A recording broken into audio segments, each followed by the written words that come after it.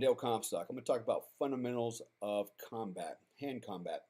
And don't be, misled by the word hand combat. Really, what I'm referring to is combatives, whether it's martial arts, self-defense, how to protect your person in a fight, for example, with another human being. So what I'm going to talk about is some principles that I think are important to adhere to. That well, again, if you understand those principles, it'll help you in your training process. The first fundamental is continuity of motion. Basically, what that means is when you learn a technique, make sure that it's fluid. Make sure that it makes sense and it works the way you intend it. For example, if you throw a looping type punch, is that very efficient? No. In fact, you're telegraphing yourself. And now when we talk about a little bit of geometry here, really the shortest distance between points is a straight line. So why not throw a straight punch rather than a looping punch? Would you not throw a looping punch? Absolutely, you would throw a looping punch under certain circumstances. For example, in type fighting in close, and I'm going to throw a left hook, which is a looping type punch, or a right hook.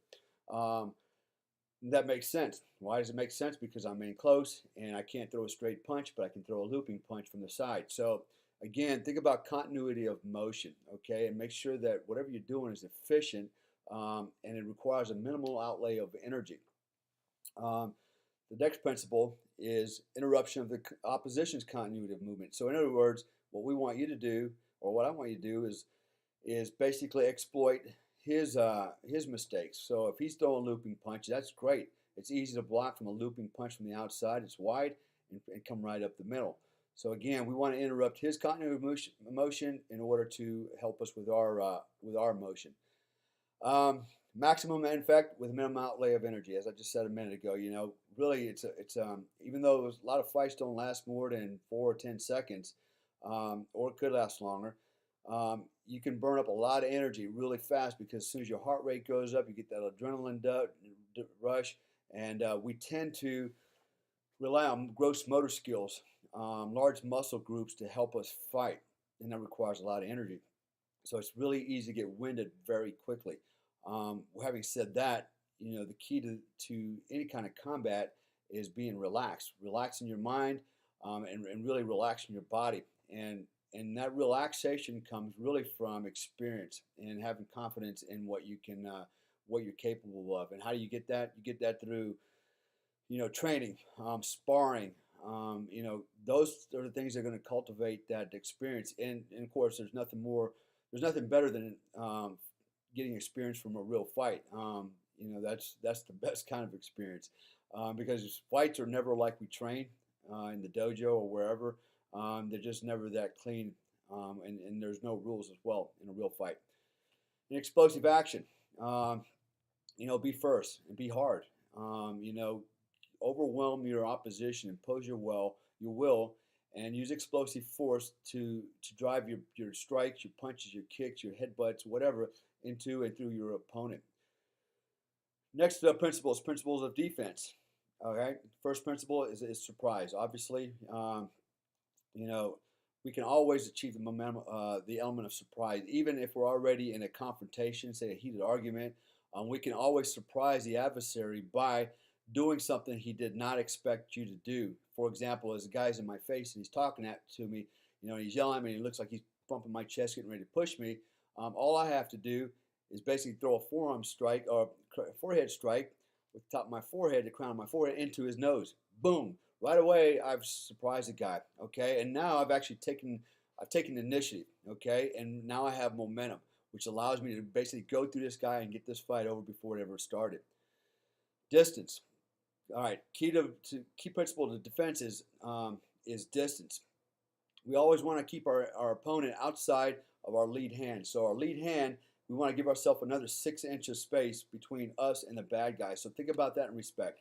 If my arms are 71 inches long, I want to keep that opponent about 77 inches away from my position, okay, 5 to 6 feet away from me.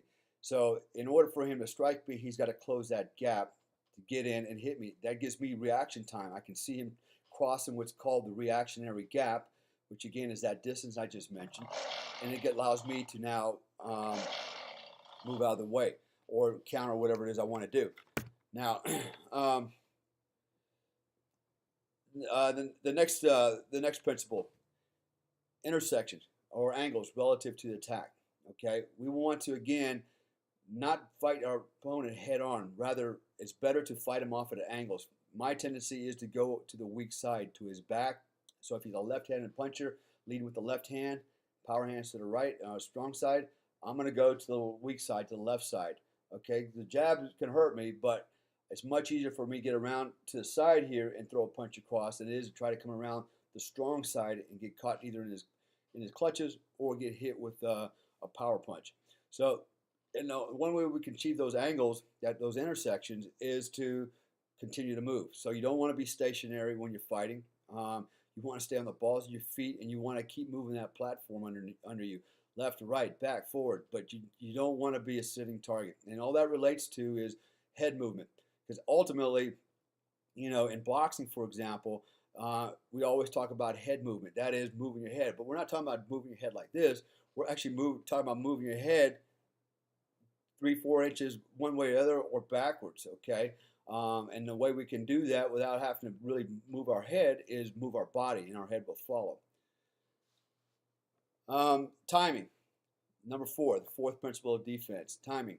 Again, if our opponent's faster than us, okay, we can still apply this element, and that is what we do is we counter his timing. So he throws a punch, we know it's going to be fast. We counter by either slipping or moving, and then right behind us, he withdraws his punch. We throw our punch. Okay, so as his hand's coming back, your fists are coming in, or your kicks are coming in, whatever it is you're trying to do. So the next principles of offense. Surprise again. We've already talked about surprise. Nothing's changed. If I'm going to attack you, I'm going to surprise you. I'm not going to warn you and tell you that I'm coming to beat you up. If I know that there's going to be an altercation, I'm going to strike first. I'm going to strike fast. I mean, I'm not going to wait until push you push me, and we escalate it like that. We call each other names. There's no time for talking anymore. It reminds me of the movie. I believe it was Good, Bad, and Ugly, where the character was in a bathtub and he shoots. A guy comes in and he's got a gun on him, and he's in the bathtub taking a bath, and he's going to shoot the guy in the bathtub. And the guy in the bathtub had a gun in the water with him, and he basically shoots the guy standing up. And he said, "Hey, if you're going to shoot, shoot, but don't talk." And so, there's a lot to be said for that. If you're going to fight, just fight. There's no point in talking. You're not going to get in this guy's head by psychologically talking to him. What's the point? He's probably already in your head, and that's why you're in this place. So strike first. Again, timing is everything. Look for your opportunity to deliver your weapons, whatever they are, punches or kicks or elbow strikes or headbutts, baseball bats if that's what you're fighting with, whatever.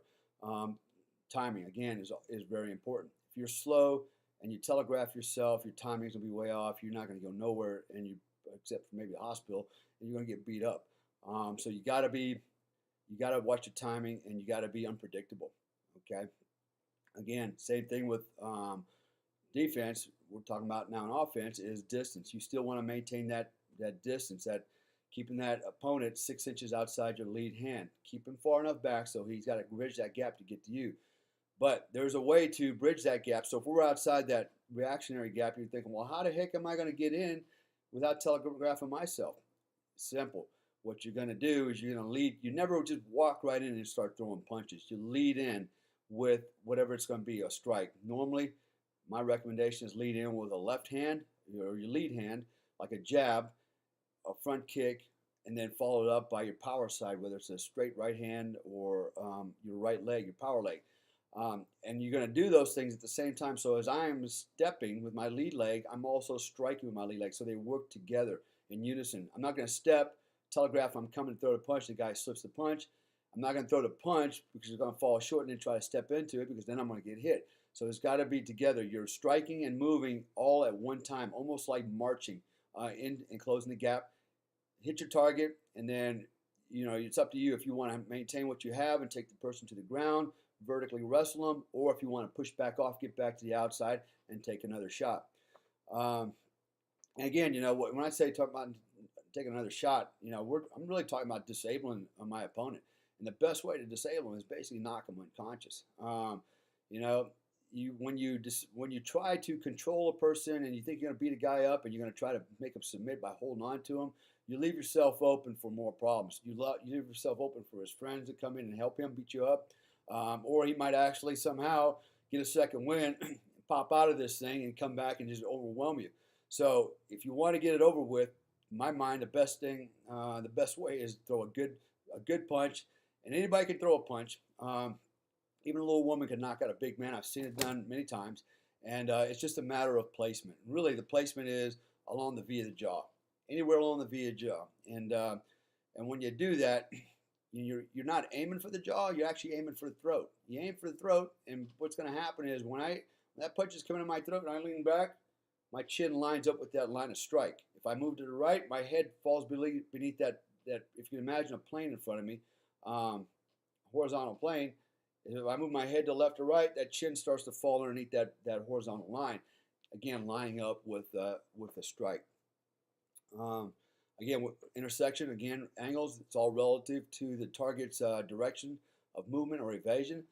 We want to cut them off. We want to cut them off, and we want to try to tend to stay to the weak side and away from his strong hands and exploit him in that regard. And then momentum. Once you're on offense, you need to impose your will and maintain that momentum. Use overwhelming force to get this over with. Okay, in a street fight, it's not a boxing match. It's you're here to win. You're here to win like right now. So, having said that, when you commit to fight, go all out, because if you go and fight and you fight half-heartedly, you think if you're gonna don't hit him too hard, he won't hit you too hard. That's a bad approach, because you might throw your punch and he might think, well, that's the best punch he's got, and he's going to come back and overwhelm you with the best he has, take you out. You can't afford to lose. You can't afford to get hit.